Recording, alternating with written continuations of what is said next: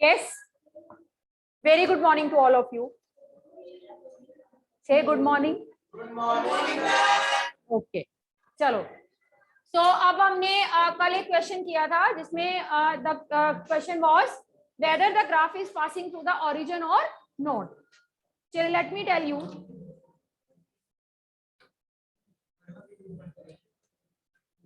I think the graph was like 1002.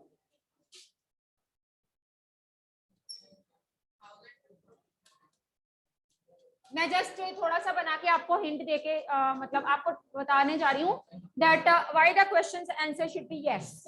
Let me tell you. It was origin. You see continuity में यही मैं discuss कर रही थी कल मैम के साथ भी कि continuity में जो हमारे पास ग्राफ होएगा, जैसे कि यहाँ पे जो गैप है वो जितना ओरिजिन का फर्स्ट नंबर से है उतना ही बाकी सब में है, और इसी तरह से वाई एक्सिस में जितना ओरिजिन का 80 से है उतना ही 80 का 160 से है, यानी कि through out the graph the gap remains the same and such kind of graph will pass through the origin. ऐसा ग्राफ हमारा ओरिजिन में से पास होगा. अगर had it been like say it be 900 नहीं, so suppose I am taking it to be 500, then 1200, 1900, that means I am taking the gap of 700 between. ठीक है, but origin का गैप जो है वो 700 नहीं है, वो कितना है 500. इधर वाला गैप कह रही हूँ, ओरिजिन का गैप कितना है 500, बाकियों का गैप कितना है, मतलब डिफरेंट हो गया. देन द दोनों का, then we will say that the graph will not pass through the origin. ठीक है, ये बात याद रखना. चलिए, anyhow let us continue. This was what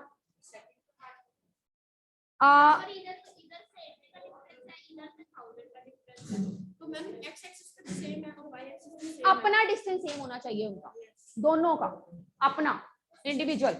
x axis का नंबर्स का डिफरेंस और वाई एक्सिस के नंबर का डिफरेंस आपस में सेम होना चाहिए. Yes, I think we were third part. Okay, anyhow third part we were doing.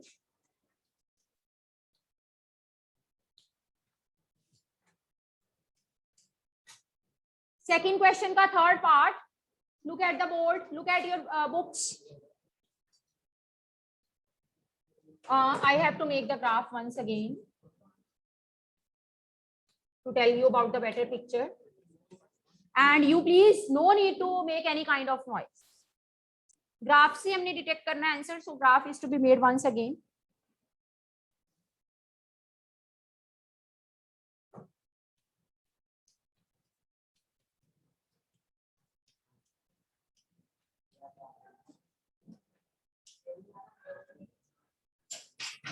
बच्चे आवाज नहीं, voice quite.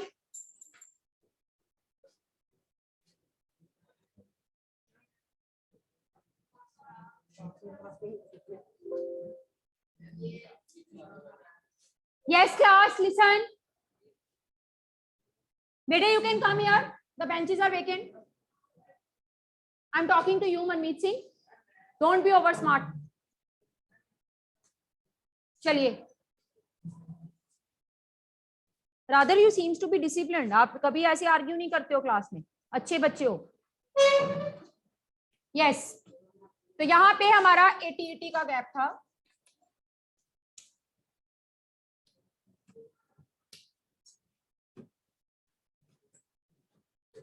Now you see that along x-axis the gap is same, uniform, and along y-axis also the gap is uniform. That's why we say that this graph passes through the origin. Now the third part of the question is to be discussed. Up to second we have done yesterday. So let us continue with the third part.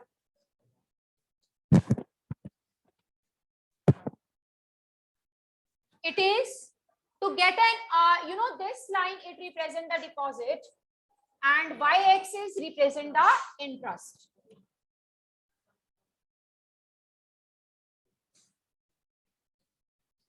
And the third part is, he says, to get an interest of rupees 280, to get an interest of rupees 280, how much money should be deposited? Look at the board. बच्चे, look at the board, these girls. To get the interest of rupees 280. अब देखो interest 280, इसका मतलब you have to see the line of where interest is posed. जहां पे हमने interest लिखा हुआ है उस लाइन की तरफ आपने देखना. Interest is 280. अब interest क्योंकि 280 है, तो आपको पता है हमने गैप कितने कितने का लिया है, 80 का, यानी कि 10 लाइंस 80 नंबर को रिप्रेजेंट कर रही है, तो 1 लाइन 80/10 8 को रिप्रेजेंट कर रही होगी. And we need 280. After 240 you add 8 and you reach to 280. 240 के बाद 8 ऐड करते हुए हमें कहां पे पहुंचना है, 280 पे पहुंचना है. यानी कि हमने 40 इसमें ऐड करने हैं. 40 का मतलब how many lines are to be added? 5 lines, because 1 line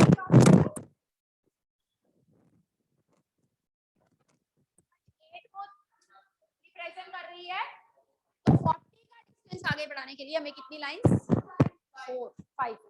कितने का नहीं पता चला.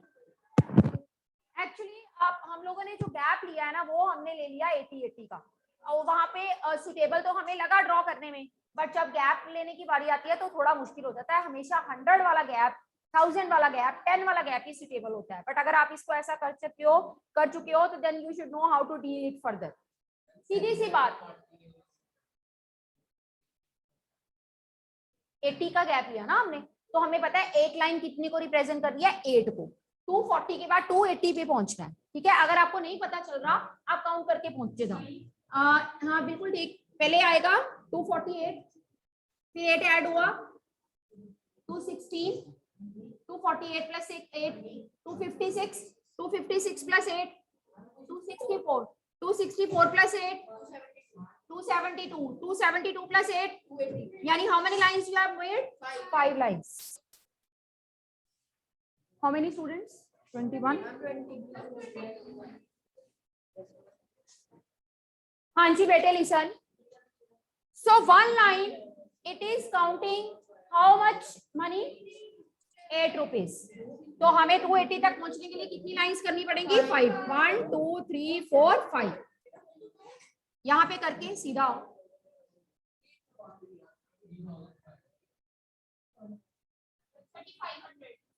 280 के साथ हमें कितनी मनी जो है वो डिपॉजिट करनी है.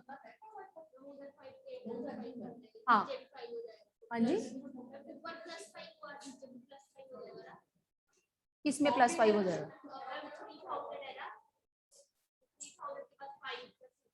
देखो listen, look at the board. यहाँ पे आपने 3rd नंबर के बाद 5 लाइंस ऐड करी है, तो it means on x-axis also you will add 5 lines after the 3rd number. What is the 3rd number? 3000. And these 10 lines they are representing 1000. अब 10 lines का 1000, तो एक लाइन कितनी होगी? 100 की. 1 line present 100, तो हमने 5 लाइन आगे बढ़ना है. 1 2 3 4 5, so what it becomes? 3500. So if the person wants to get interest of 280, he should have deposited 3500. ठीक है Kritika?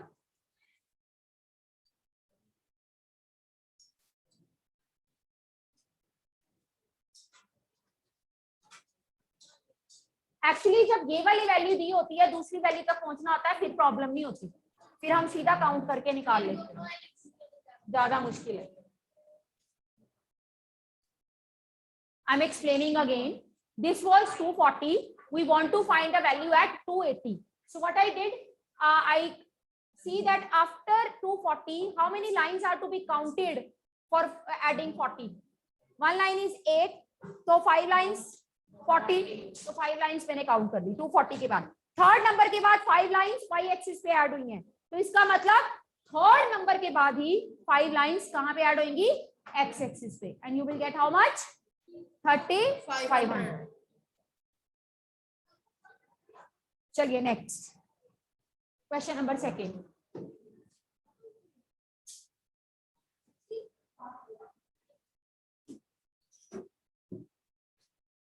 Question number 2. Look at your books. Draw the graph of the following where side of the square is given to us along with the perimeter.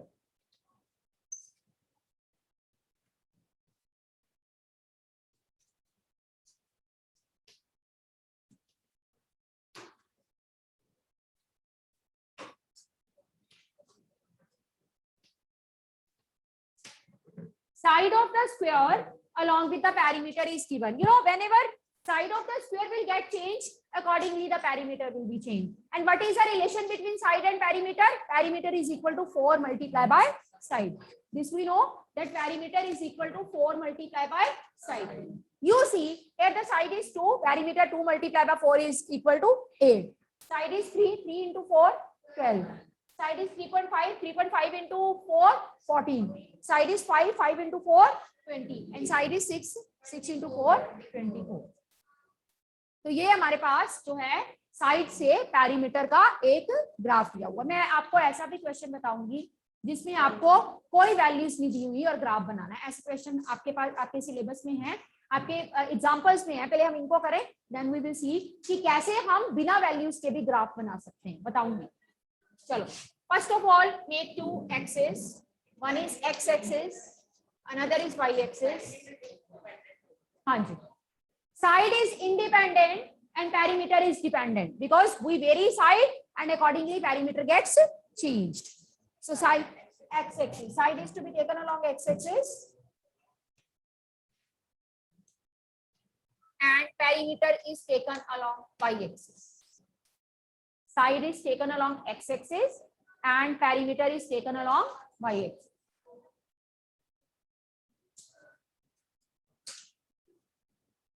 Now, my suggestion to you people is take the gap of 1 unit along x-axis because point में भी है तो आपको easy रहेगा। आप 1 से शुरू कर लो, 1, 2, 3, 4, 5 and 6. Hardly 6 values are there, so we can take the gap of 1 centimeter each. So that we should know that 3.5 पे पहुंचने के लिए after 3 how many lines are to be counted? 5 lines. 3.5 means 3 के बाद 5 lines. That's why I'm taking the gap of 1 unit. Okay. Now you see, if I look at the y-axis, तो आप देखोगे हर बार gap change हो रहा है। पहले 4 बढ़ा, फिर 2, फिर 6 एंड फिर 4। तो हम 2 2 का गैप ले लेते हैं, 2 से ले 4 का भी लिया जा सकता है क्योंकि 4 के मल्टीपल्स आ रहे हैं सारे बीच में। 14 नहीं आएगा, पर अगर हम 4 का गैप लेते हैं सपोज, तो हमारे पास 10 लाइंस 4 को रिप्रेजेंट करेंगी, है ना। तो 1 लाइन 10 by 4 मुश्किल, 4 by 10 मुश्किल हो जाएगी। तो will take the multiple of 2, 2 के मल्टीपल्स ले लेते हैं। हाँ,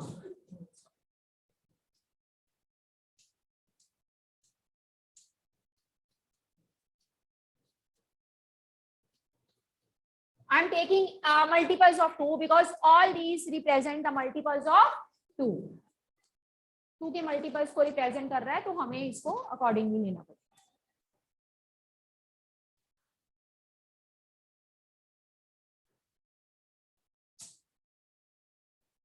So now we have to plot it. Let us plot it. The first point is 2, 8. So taking it from 2 and this is 2, 8. Second is 3, 12.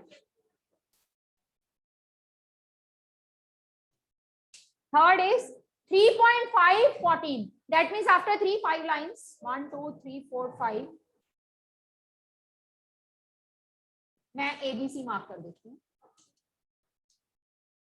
3.5, 14.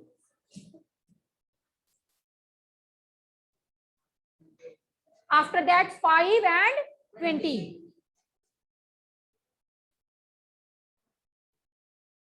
This is 5 and 20. D point we are getting it to be 5 and 20. And the next point is 6, 24.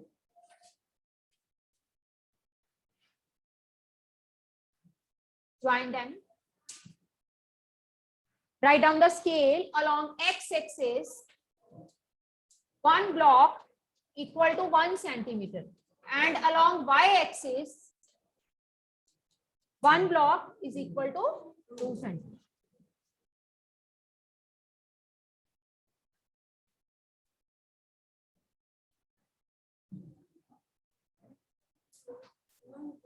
ऊपर ही जब value नहीं दी होती फिर join करने की जरूरत नहीं होती है, यही रहने दो।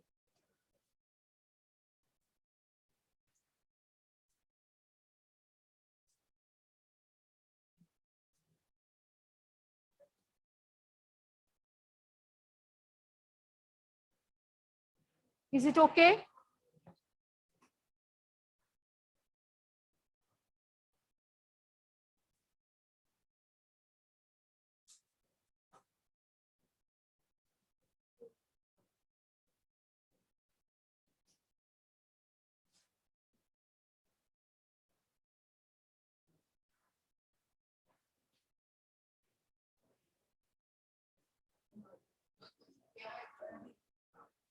हाँ, the question related to this is it a linear graph? It is a straight line. You know, the graph which represent the picture in the form of the straight line, that we consider to be the linear graph. So yes, it is a linear graph.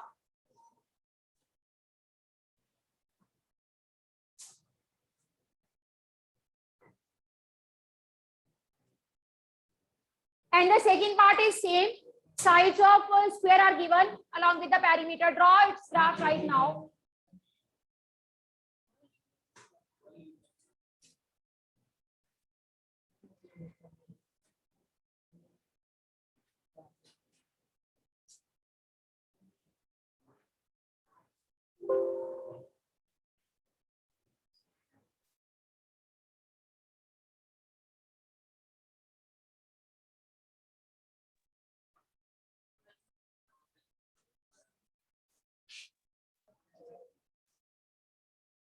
Yes, better listen. Now we will do certain examples related to the graph. चलिए, open up your books. I'm going to take example number 7, page number 245. Page 245.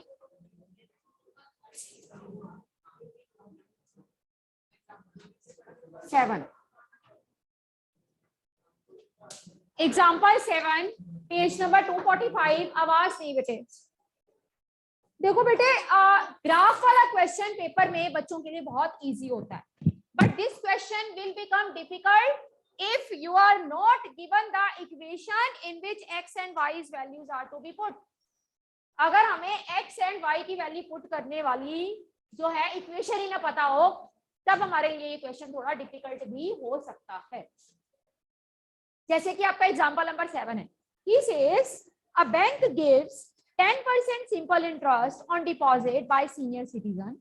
Draw a graph illustrating the relation between the sum deposited and simple interest earned. Find from the graph following whatever. सबसे पहली बात आपने इसमें underline करना है कि हमने graph किसका ड्रॉ करना है। He says draw the graph representing the relation between sum deposited and simple interest. हमने जो ग्राफ ड्रॉ करना है उसमें दो चीजों के बीच रिलेशन होगा, simple interest and P. Deposited मतलब प्रिंसिपल, जिसको कि हम क्या बोलते हैं, पी। ठीक है, इन दोनों के बीच में रिलेशन रिप्रेजेंट करता हुआ हमें ग्राफ ड्रॉ करना है। अब मुझे ये बताओ, पहले पी आएगा कि पहले एस आई आएगा? पहले कोई डिपॉजिट करवाएंगे तो हमें सिंपल इंटरेस्ट मिलेगा, पी इंडिपेंडेंट हो गया एंड एस आई क्या हो गया, डिपेंडेंट। अब सबसे पहली बात ये कि हमारे पास कोई इक्वेशन ही नहीं गिवन जिसपे हम वैल्यूज पुट करके एस आई या प्रिंसिपल के बारे में जान सकें। ऐसे केस में when the equations are missing, you have to see that what formula you have remembered in past which give you the relation between simple interest and principal. And we all know that SI is equal to P into R into T upon 100. यही एक relation है जिससे हमें कोई equation मिल सकती है जिसमें कि हम वैल्यूज पुट कर सकते। Now the thing is, सबसे पहले आप इसमें से देखो कि हमें उसने बोला कि जो ग्राफ है उसमें SI और P का रिलेशन होना चाहिए। इसका मतलब ये दोनों हमारे टारगेट हैं, इनके अकॉर्डिंगली हमें अपना ग्राफ जो है वो वेरी करवाना, ये वेरी होंगे ग्राफ में। अब बात आई कि हम R की जगह पे क्या लिखें। In question it is given that rate of interest the bank is giving is 10%। पहले देखो, bank gives 10% rate of interest.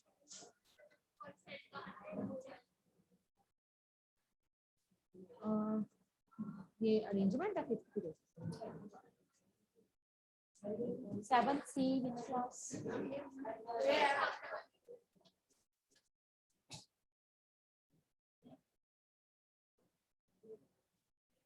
एक ब्रेक है, मतलब अरेंजमेंट भी लाता थे, फूड ब्रेक भी लगाती।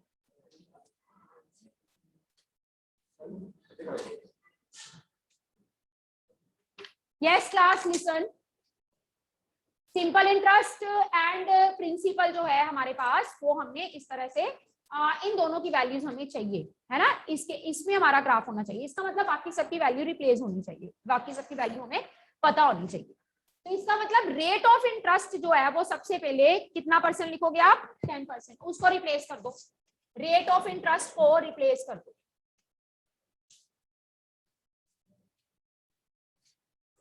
विनय भैया